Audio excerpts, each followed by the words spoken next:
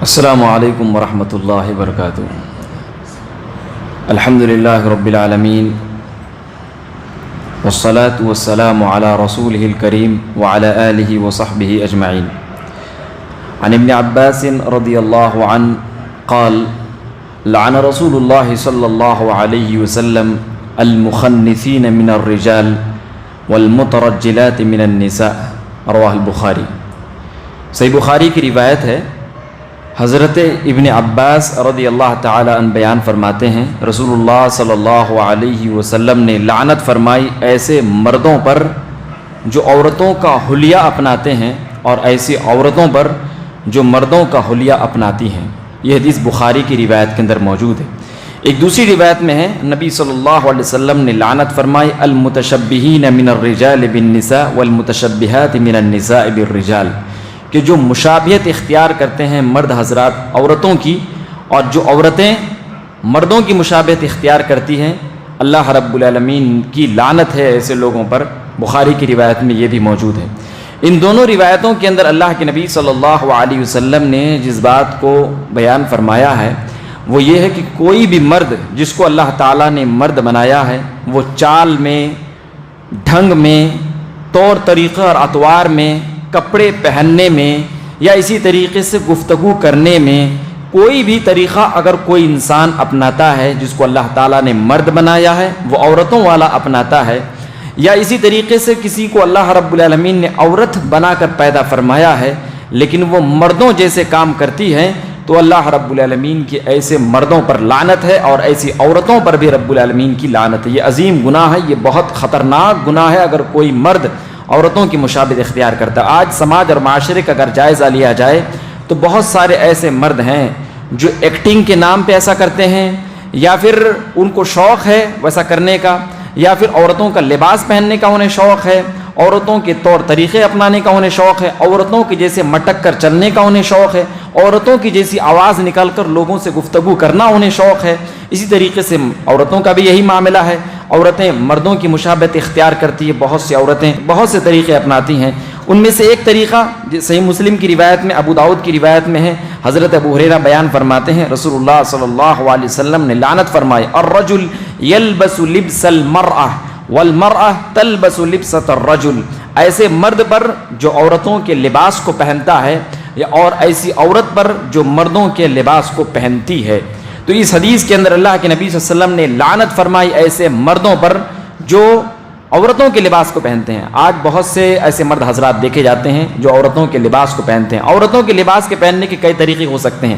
ایک تو طریقہ یہ ہے کہ عورتیں جیسے مثال کے طور پر سمجھیے کہ سلوار سوٹ وغیرہ پہنتی ہیں، اسی طریقے سے مرد حضرات بھی پہننے لگے۔ دوسرا طریقہ یہ ہے کہ عورتوں کا جو کپڑا ہوتا ہے ان کی ڈیزائننگ وغیرہ تھوڑی الگ ہوتی ہے، اور وہی ڈیزائننگ والا کپڑا مرد حضرات پہننے لگے، تو لہذا وہ لعنت کا موجب بن جاتا ہے۔ جیسے عورتوں کی جو کپڑے وغیرہ بنتی ہیں اس میں پھول وغیرہ اور بہت ساری ڈیزائننگ ہوتی ہیں، اگر مرد حضرات بھی ایسے کپڑے پہننے لگے تو یقیناً وہ لعنت کا مستحق بن جاتا ہے۔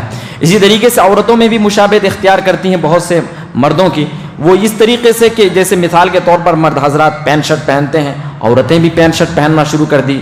اسی طریقے سے اور بھی بہت سے طریقے ہو سکتے ہیں، مثال کے طور پر مرد حضرات کے جو کپڑے ہوتے ہیں وہ عورتیں پہننا شروع کر دیں۔ آج سماج اور معاشرے کے اندر عورتوں کے اندر یہ چیز بہت زیادہ دیکھی جا رہی ہے، مردوں کے کپڑے پہننے کی۔ مردوں کا کپڑا آج بہت زیادہ کلچر کے اندر عام ہو چکا ہے، جینس وغیرہ پہننا، پینٹ شرٹ وغیرہ پہننا، اور آج یہ ہمارا فیشن بن چکا ہے۔ ایسے اسکول، ایسے کالج میں ہم اپنی لڑکیوں کا داخلہ کریں گے جہاں ایسے فیشن قسم کے کپڑے پہنے جاتے ہیں۔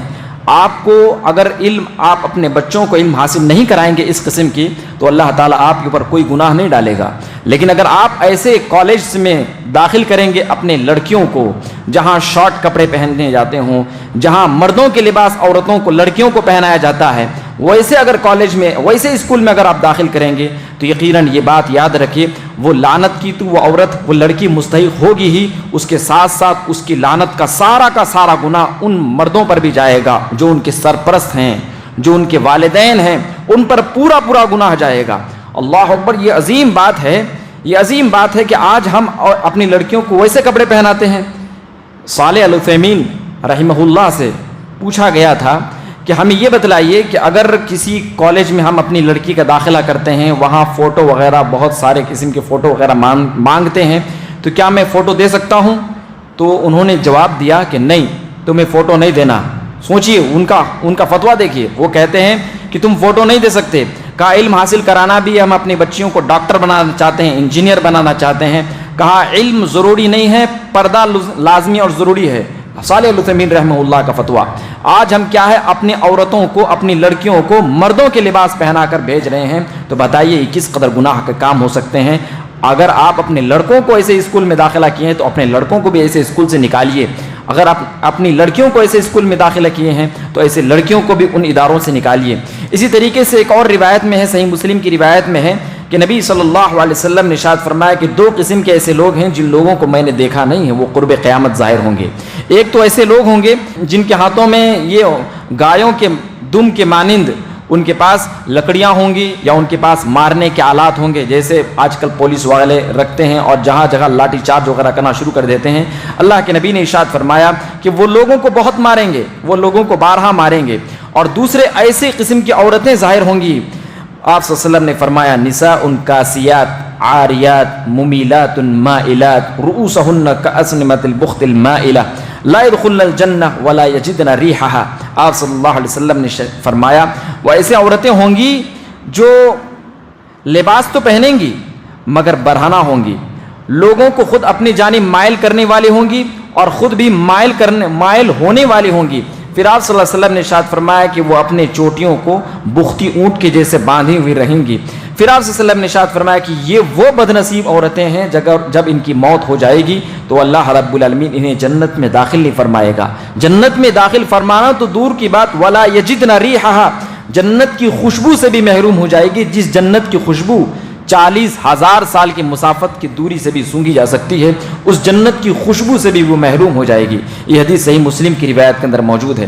یہاں جو کاسیات کا لفظ استعمال کیا ہے اللہ کے نبی صلی اللہ علیہ وسلم نے، کاسیات کا معنی ہوتا ہے اللہ رب العالمین کی نعمتوں کو پہننے والی، اللہ رب العالمین کی نعمتوں کو پہننے والی، یعنی اللہ تعالیٰ نے انہیں اچھا خاصا پیسہ دولت وغیرہ سب کچھ دیا ہوگا، وہ اچھے اچھے کپڑے پہننے والی ہوں گی، بیکار قسم کے کپڑے نہیں، اچھے قسم کے کپڑے پہننے والی ہوں گی۔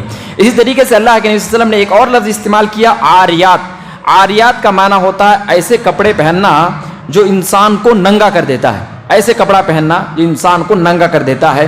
امام نووی رحمۃ اللہ علیہ نے لفظ عاریات کا لفظی معنی اور اس کا اصطلاحی معنی بیان کرتے ہوئے آج سے 700 سال پہلے امام نووی رحمۃ اللہ علیہ نے اس کی وضاحت کرتے ہوئے بیان فرمایا، عاریات کا معنی ہے ایسا کپڑا پہننا جو باریک ہو، جس سے ننگا پن ظاہر ہو جائے، یا ایسا کپڑا پہننا جو بعض جسم کے حصوں کو ظاہر کر دینے والی ہو، جیسے کوئی عورت پہنے شارٹ کپڑا پہنے اپنے پیٹ کو ظاہر کرے، یا اس طریقے سے کوئی شارٹ پینٹ پہنے یا اپنے گھٹنے وغیرہ کو ظاہر کر دے۔ لہذا بعض حصوں میں کپڑا پہننا اور بعض حصے میں کپڑا نہ پہننا اس کو کہتے ہیں عاریات، اور عاریات کا دوسرا معنی ہوتا ہے باریک کپڑا پہننا۔